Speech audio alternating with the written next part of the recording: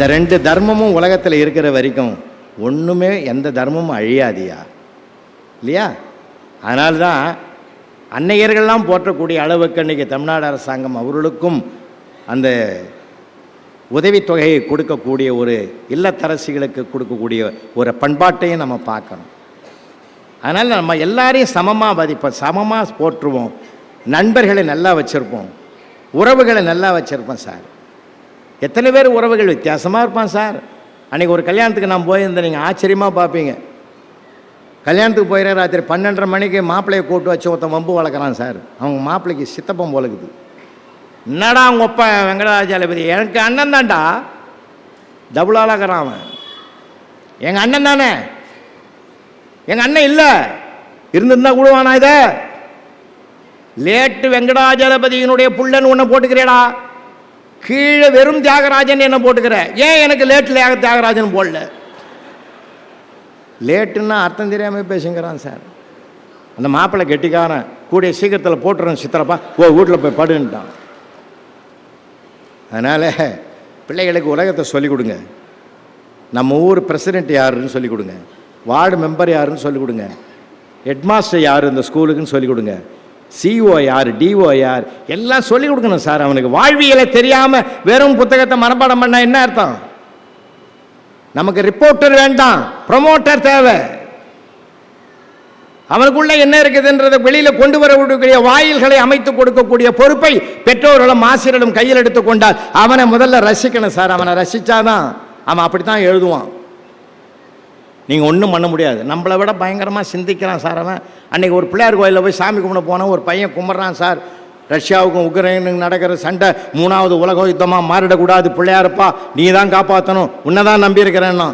எனக்கு அப்படியே சந்தோஷமாக இருந்தது. அவனை தனியாக கூட்டு உன் மனிதநேய சிந்தனையை பாராட்டண்டா கண்ணேன்னு. அப்படிலாம் இல்லை சார், அப்படிலாம் ஒரு சண்டை உருவாச்சுன்னா உன்ன மாதிரி ஒரு வாத்தியார் ஒரு பாடம் எழுதிடுவார். அதை அவன் சார் படிக்கிறது? ஏற்கனவே 2 யுத்தம் நடந்து போய் நாங்கள் படுற பாடு எங்களுக்கு தான் தெரியும். அது எப்பயோ நடந்த சண்டை ஏன் சார் கேள்வி கேட்டு என் உயிரை வாங்குறீங்கன்றான். அவன் கேட்குறதுலையும் சில நியாயம் இருக்குது. அதனால தான் 18ஆம் நூற்றாண்டில் வாழ்ந்தவர்களை பற்றி குறிப்பு வரைன்னு கேட்டிருந்தேன். ஒருத்தன் எழுதுகிறான் சார், அனைவரும் மாண்டு விட்டனர்னு எழுதணும். அவனுக்கு நான் ஃபுல் மார்க் போட்டேன் தெரியுமா? கூடகிற வாத்தியார் கேட்டார் ஏன் போட்டான்னாரு. இல்லைன்னா அந்த ஆள் அந்த நூற்றாண்டு ஆளை காட்டுன்னுவான்டா, கம்னு. ஏன் பிரச்சனை எனக்கு தெரியும். காந்தி ஜெயந்தி குறிப்பு வரைக்குன்னா காந்தியை பற்றி 4 வரி எழுதி கட்சி வரி எழுதிக்கிறான் சார். ஜெயந்தியை பற்றி எனக்கு எதுவும் தெரியாதுன்னு எழுதிக்கிறான். நீங்கள் என்ன சார் பண்ண முடியும்? சிலப்பதிகாரத்தை ஏற்றியவர் யாருன்னா ஏன் உங்களுக்கு தெரியாதான்னு கேட்டுக்கிறான் சார். எனக்கு ரொம்ப கஷ்டம் சார். பசங்க அப்படி தான் சார் இருப்பான். நான் ஒர்க் பண்ண காலத்தில் சிட்லபாகத்தில் சாந்தகுமாரின்னு ஒரு மேத்ஸ் அசிஸ்டன்ட் இருந்தாங்க. எப்பயுமே நான் சொல்கிறேங்க, ஒரு ஆசிரியர் எப்போ ஜெயிக்கிறார் தெரியுமா? என் அன்பு சகோதர சகோதரிகளுக்கு சொல்கிறேன், ஒரு ஆசிரியர் எப்போ ஜெயிக்கிறார் தெரியுமா? ஒரு நாளைக்கு நம்ம லீவு போட்டு மறுநாள் போனோம்னா ஏன் சார் லீவு போட்டீங்கன்னு பிள்ளைகள் கேட்டால் நாம் ஜெயிச்சுட்டோங்க. வார்த்தைகளில் இருக்கிறது வாழ்க்கையின் வெற்றி. இப்படி இட்டான். என்ன சார் ஒரு வாரம் லீவுன்னாங்க, அதுக்குள்ளே வந்துட்டீங்க. போவே வேணான்றேன் நான், போவே வேணாம் அந்த இடத்துக்கு. பிள்ளைகளை லேசாக நினைக்காதீங்க சார். நம்மளை அவன் இட போடுற அவன் தான் சார் ஜட்ஜு. நீதி அரசன் நீதிமன்றமே அவன் தான் சார். நீதி அரசனே அவன் தான் சார். நம்மளை ஜட்ஜு பண்ணுறவனே அவன் தான். ஏன் தெரியுமா? என்னை பிடித்தால் தான் நான் நடத்துகிற பாடமும் பிடிக்கும். இதுதான் அடிப்படை உண்மை. என்ன பிடிக்கலன்னா நீங்கள் கெமிஸ்ட்ரியிலையும் பயாலஜிலையும் அதிகமான மார்க் எடுக்கிறத பையன் நான் கேட்டேன் சார், எப்படா அதில் மட்டும் நீங்கள் அதிகமாக எடுத்துக்கிற? அந்த டீச்சர் எனக்கு ரொம்ப பிடிக்கும் சார். அதான் பதில். எந்த அதிகாரியை நமக்கு பிடிக்கிறதோ அந்த அதிகாரியின் கீழே வேலை செய்கிறவர்கள் அத்தனை பேரும் அந்த அதிகாரிக்கு சப்போர்ட்டாக இருப்பாங்க சார். விட்டு கொடுக்க மாட்டாங்க சார். அன்பை கையில் எடுப்போம், அன்பை கையில் எடுப்போம். அதுக்கு இந்த மனம்தான் காரணம். அந்த அன்பை கையில் எடுப்போம். அன்பெடும் பிடியுள் அகப்படும் அலையண்ணா. மானுடம் எதை நோக்கி போகுது சார்? மகா சிவராத்திரி வரப்போகுது. மகா சிவராத்திரி வரப்போகுது. ஒரு மகா சிவராத்திரிக்கு சிவபெருமானும் பார்வதியும் வானமண்டலத்தில் அப்படி போய்ங்கிறாங்க. கற்பனையாக இருந்தாலும் கருத்தை எடுத்துக்கங்க, போய்கிட்டு இருக்காங்க. பார்வதி தேவி சொன்னாங்க, சிவன் கோயிலுக்குள்ளே பற்றியா லட்சக்கணக்கான பேர் உங்களை தான் பார்க்கறதுக்கு நிற்கிறாங்க. அதெல்லாம் ஒன்றும் இல்லைன்னு இருக்கார். எதுக்கும் கோயிலுக்குள்ளே போய் பார்ப்போன்னு 2 பேரும் கோயிலுக்குள்ளே வந்துட்டாங்க. கோயிலுக்குள்ளே வந்து சிவாலயத்து அர்ச்சனை கர்ப்பகிரகத்துக்குள்ளே வந்து சிவனும் பார்வதியும் நின்று அங்கே இருக்கிற பூசாரி கேட்டார், நீங்கள் யார் புதுசாகுதுன்னார். நான் தான் சிவபெருமான். நம்ப முடியல. நான் தான் ஏன் சிவபெருமான்? சரி, நீ தான் சிவபெருமான்னா இந்த தீர்த்த சொம்பை தங்கமாக்கு பார்க்கலாம். இவர் கையை வச்சார் சார், அந்த சொம்பு தங்கமாக போச்சு. திரும்பி பார்க்குறாங்க, லட்சம் பேரும் காணாம் சார், ஓட்டான் சார். தலை தெறிக்க ஓடுறான். பார்வதி தேவிக்கே சந்தேகம் வந்துட்டான், இவ்வளவு அதிசயத்தை பண்ணியிருக்கிறீங்க, எல்லாரும் பார்க்கறது விட்டுட்டு ஓடுறானேன்னு. அடுத்த 5 நிமிஷத்தில் அண்டாவும் குண்டாவும் சொம்பும் டம்ளரும் அவனுக்கு என்னென்ன கட்சத்தை தூக்கின்னு வந்துட்டான் சார். சாமி இதையும் தோடு இதையும் தோடுன்னா.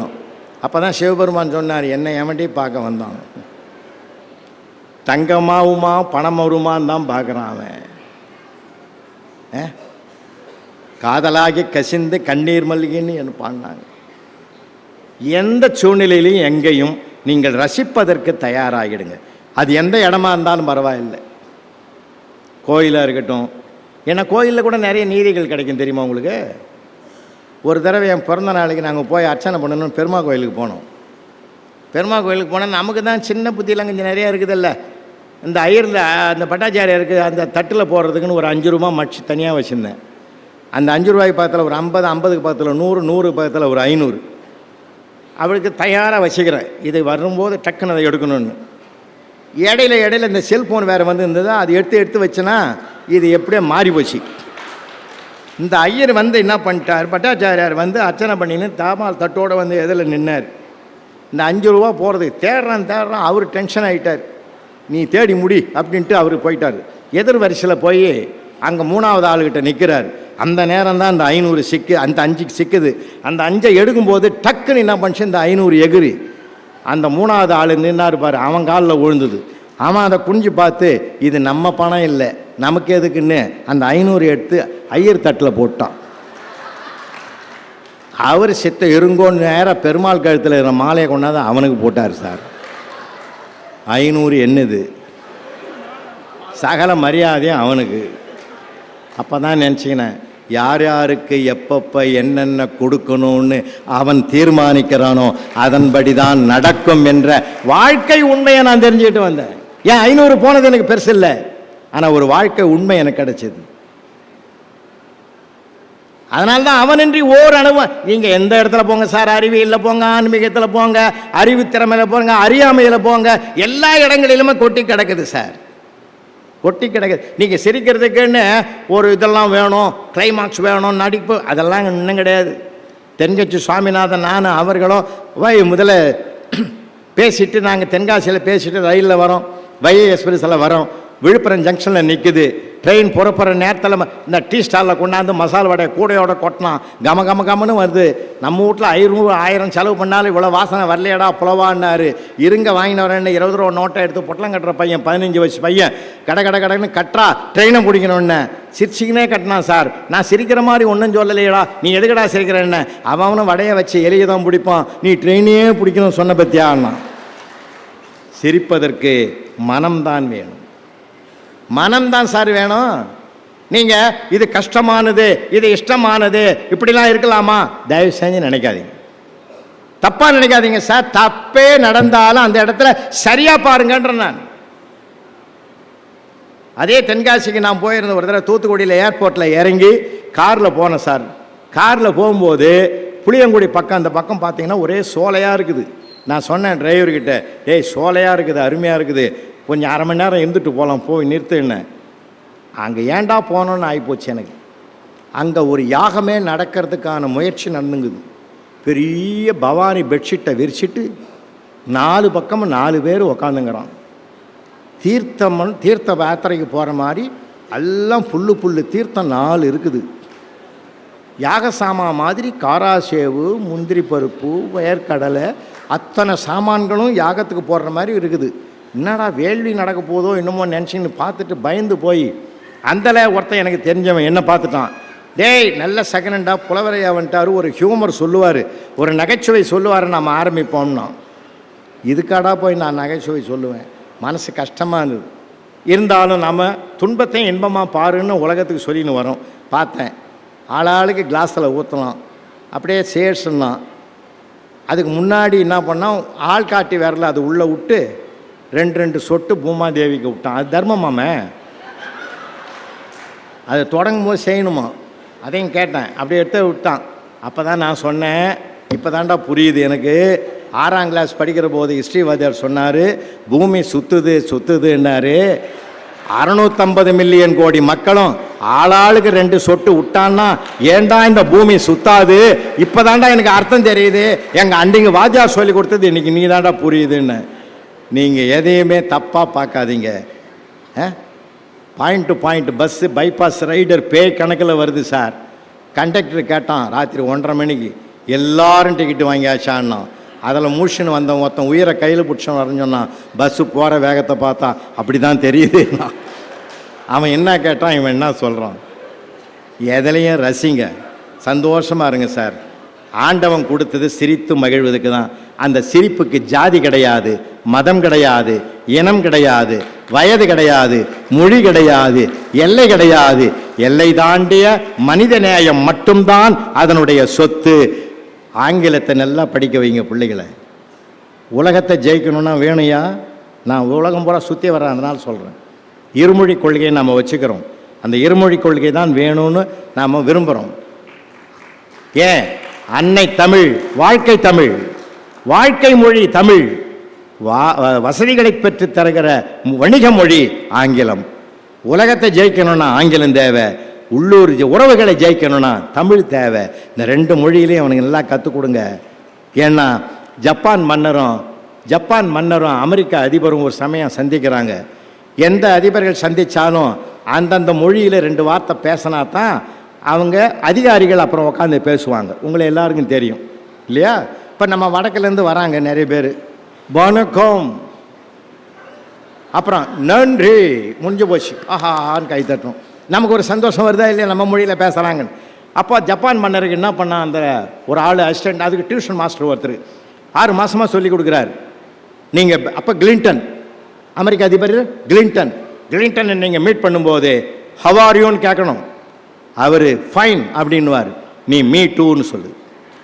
இவன் ஏதோ மனப்பாடம் பண்ணிங்கிறான் மன்னர். ஹவாரியோ அவங்களுக்கு சுட்டு போட்டாலும் இங்கிலீஷ் வராது. ஹவாரி ஃபைன் மீ டூன்னு மனப்பாடம். அந்த ஹிலாரி கிளின்டன் அவங்க ஒய்ஃபோட ஹிலாரியோட வந்து நிற்கிறாரு ஸ்டேஜில். இந்த 2 பேரையும் பார்த்துட்டு இந்த ஆளுக்கு அது சொன்னதெல்லாம் மறந்து போச்சு. மறந்து போய் கிட்ட வந்து ஹவாரியூன்னு கேட்கறதுக்கு பதிலாக ஹூஆர்யூ அப்படின்னு கேட்டான். கிளின்டன் சொன்னார், ஐ ஆம் ஹிலாரிஸ் ஹஸ்பண்ட்னாரு. அவன் சொன்னான் மீ டூன்னிட்டான்.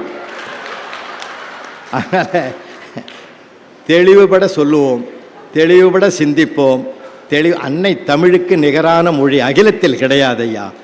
நம்ம வாழ்ந்த வரலாற்றை என்ன அழகாக சொன்னார் இயக்குனருக்கு இன்னொரு கைத்தட்டல் கொடுங்க ஐயா. நாமெல்லாம் மேலகிறத பார்க்குறோம், அவர் பூமிக்குள்ளேருந்து எடுத்தாந்து கொடுக்குறாருயா. தோண்டி கொண்டாந்து கொடுக்குறாருயா. சொல்வது ஒற்றை மனிதர், கோடிக்கணக்கான பேர் கேட்கணையாத நம்ம முன்னோர்களுடைய பாரம்பரிய பெருமையை, கல் தோன்றி மண் தோன்றா காலத்தை முன்தோன்றி மூத்த குடியினுடைய பெருமையை அவர் எடுத்து சொல்கிறாருன்னா அதுதான் என் உண்மை, வரலாற்று உண்மை, ஆதாரபூர்வமான உண்மை. அதை சொல்ல மறந்ததனாலே தமிழன் சுருங்கி போய்விட்டான். இனியாவது தெரிந்து கொண்டு தலை நிமிர்ந்து நடப்போம். அதற்குரிய வாய்ப்பு நம்மை நோக்கி வருகிறது. நன்றி, வணக்கம்.